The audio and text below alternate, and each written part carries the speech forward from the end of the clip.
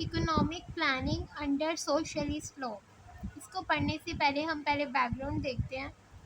1898 में रशिया में social democratic party बनी थी और ये पार्टी 1903 में स्प्लिट हो गई थी मेंशेविक और बोल्शेविक पार्टी में। 1905 में रशियन पीसफुल पीजेंट रेवोल्यूशन आया था। ये क्यों आया था? क्योंकि रशिया में 85% जो थे पॉपुलेशन वो पीजेंट थी और इंडस्ट्रियलाइजेशन जब आई तो जो पीजेंट्स का काम था वो कम हो रहा था। इनको अपने काम के लिए इंडस्ट्रीज़ की तरफ ट्रैवल करना पड़ा क्योंकि स्टेट का इंडस्ट्री के ऊपर कोई कंट्रोल नहीं था। इसी वजह से पीजेंट्स को मुश्किल हो रही थी। तो इन लोगों को लगा कि इनके हकूक़ का इस्तेहसाल हो रहा है, तो इन लोगों ने एक पीसफुल रेवोल्यूशन लाए। लेकिन उस वक्त वहाँ पे जो बादशाह था उन्होंने उस रेवोल्यूशन को एक्सेप्ट नहीं किया और लोगों को ब्रूटली किल कर दिया। इसके बाद 1914 में वर्ल्ड वॉर 1 हुई। चूँकि रशिया का इसमें कोई इन्वॉल्वमेंट नहीं थी, लेकिन रशिया ने अपनी इंटरनेशनल पॉपुलैरिटी के लिए वर्ल्ड वॉर 1 में हिस्सा लिया। इसकी वजह से जो रशिया की आर्मी थी वो बहुत ज़्यादा मारी गई। 1917 में रशिया का रेवोल्यूशन आया। अब देखिए, रेवोल्यूशन ऐसे ही नहीं आता था। जब तक आपकी आर्मी आपके खिलाफ ना हो तब तक रेवोल्यूशन नहीं आता। तो एक तो रशिया में पीजेंट्स जो हैं उनको काम नहीं मिल रहा था और जो इंडस्ट्रीज़ में वर्कर थे उनके हकूक़ का इस्तेहसाल हो रहा था, उनको लो पे जॉब्स मिल रही थी। दूसरी तरफ आर्मी भी इसके खिलाफ हो गई थी। तो रशियन रेवोल्यूशन आई। जब रशियन रेवोल्यूशन आई तो रशिया की रेवोल्यूशन की वजह से 3 साल चूँकि रशिया जंग में भी रहा था, इसी वजह से रशिया की एग्रीकल्चर और जो इंडस्ट्री थी वो पूरी तरह तबाह हो गई। 1917 में रशियन रेवोल्यूशन आई। रशियन रेवोल्यूशन में जो बोल्शेविक पार्टी थी उस वक्त, उसका हेड था लेनिन और लेनिन मार्क्स के व्यू से बहुत ज़्यादा इंस्पायर्ड था। मार्क्स कम्युनिज़म की बात करता था। कम्युनिज़म का मतलब ये होता है कि आपकी जो स्टेट है उसके अंदर जितनी भी प्रॉपर्टी है वो सारी स्टेट होल्ड करेगी और कोई भी प्राइवेट पर्सन इसको इन्वॉल्व नहीं करेगा कि ये प्रॉपर्टी जो है ये मेरी है। अब जो जब लेनिन ने ये व्यूज़ को रशिया के लोगों को बताया तो वो इससे बहुत ज़्यादा इंस्पायर्ड हुए थे। इसी वजह से वो लेनिन के हक़ में फ़ैसला करते थे। तो जब लेनिन ने कम्युनिज़म को पूरे रशिया पर इम्प्लाई कर दिया, इस तरह फिर जो लेनिन की पार्टी बोल्शेविक पार्टी थी उसका नाम चेंज हो के कम्युनिस्ट पार्टी रख दिया गया। सॉरी, यहाँ पे बोल्शेविक पार्टी लिखना था, कम्युनिस्ट पार्टी लिख दिया। चूँकि मार्क्स जो है वो पॉलिटेरियन डिक्टेटरशिप की बात करता था, इसी वजह से लेनिन भी पॉलिटेरियन डिक्टेटरशिप की बात करता था। पॉलिटेरियन डिक्टेटरशिप का मतलब ये होता है कि ना तो वो कैपिटलिज़्म है ना ही वो कम्युनिज़्म है। कोई मिडिल क्लास लोग हैं वो सामने आएंगे और वो जितने भी प्राइवेटाइज्ड इंडस्ट्रीज़ हैं या प्रॉपर्टीज़ हैं उनको उनके लिए ऐसे रूल्स बनाएंगे कि उनको पब्लिक करेंगे, वो स्टेट की होल्डिंग में आएंगे।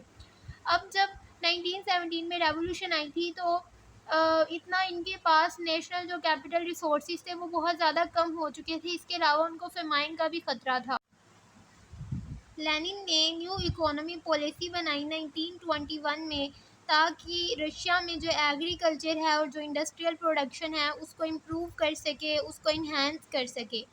अर्ली स्टेजेस में उसने ये प्लान बनाया था कि पीजेंट्स को किस तरह एनकरेज किया जाए, हौसला अफजाई की जाए कि वो अपनी रशिया के लिए ज़्यादा से ज़्यादा फूड बनाएं।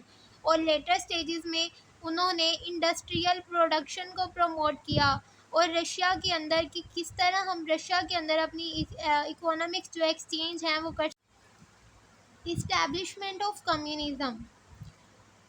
कम्युनिज़म का मतलब ये होता है कि जितनी भी प्रॉपर्टी है वो स्टेट होल्ड करेगी और कोई भी प्राइवेट पर्सन इसका हकदार नहीं होगा।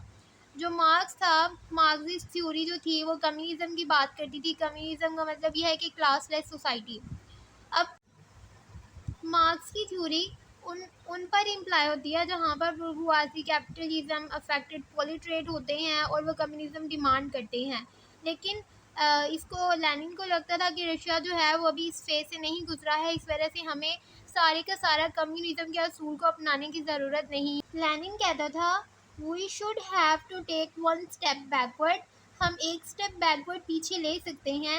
लेनिन की जब हुकूमत आई थी तो इसने इकोनॉमिक इंस्टीट्यूशन जैसे बैंकिंग, इसमें उसने ज़रा भी मुदाखलत नहीं की थी ताकि हम दोबारा कैपिटलिज़म की तरफ ना चले जाएं। इसके अलावा उसने प्राइवेट ट्रेड को रीस्टोर किया, उसने फॉरेन फर्म्स को बुलवाया कि वो आके बिजनेस करें, उसने पीजेंट्स को एनकरेज किया कि आप अपने टाउन के लिए ज़्यादा से ज़्यादा जो फूड हैं वो बनाएं।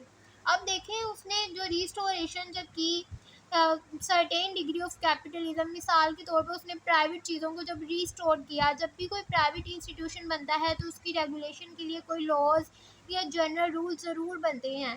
तो जब कैपिटलिज्म रिस्टोर हुआ तो लॉज भी रिस्टोर हुए।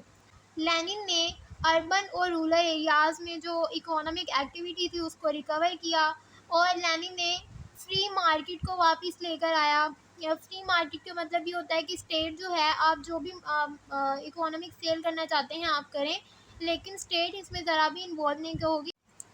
एनकरेजमेंट ऑफ एग्रीकल्चरल प्रोडक्शन, ऐसा होता था कि पहले जो किसान होते थे ना, वो जितनी भी उनकी सरप्लस फूड होती थी वो गवर्नमेंट के पास जाती थी और कोई भी उनको कंपनसेशन नहीं मिलती थी, और किसानों के पास सिर्फ खाने पीने का सामान रह जाता था, वो कोई कमाई भी नहीं करते थे। इसी वजह से तो उन्होंने रेवोल्यूशन में पार्ट लिया था। तो जब ये वाली गवर्नमेंट आई, कम्युनिज्म गवर्नमेंट, तो उन्होंने ऑप्शन रखा कि स्मॉल फैमिली जो फार्म्स हैं वो सरप्लस फूड जो है उसको डेवलप कर सकती हैं, और जितना भी उनका सरप्लस फूड होगा उसको बाज़ार में जाके बेचें, उनसे जितना भी उनको इंसेंटिव मिलेगा, मुनाफा मिलेगा, उससे वो ज़्यादा से ज़्यादा अनाज पैदा करें। इसकी वजह से एग्रीकल्चर जो सेक्टर है वो बहुत फास्टली ग्रो हुआ, और इनकी इकोनॉमी जो है वो बेहतर हुई। और हैवी इंडस्ट्री, बैंक, फाइनेंशियल जितने भी इंस्टीट्यूशन थे वो स्टेट रन कर रही थी। ये कहा जाता है कि जो हर सोशलिस्ट लीगल सिस्टम है वो हर कंट्री का अपना अपना है, क्योंकि सोशलिस्ट लीगल सिस्टम की जो बेसिस हैं वो सिविल लॉ है, और हर कंट्री का सिविल लॉ डिफरेंट है, तो सोशलिस्ट लीगल सिस्टम भी डिफरेंट है। चाइना, वियतनाम और क्यूबा, इन सब में सोशलिस्ट लीगल सिस्टम पाया जाता है।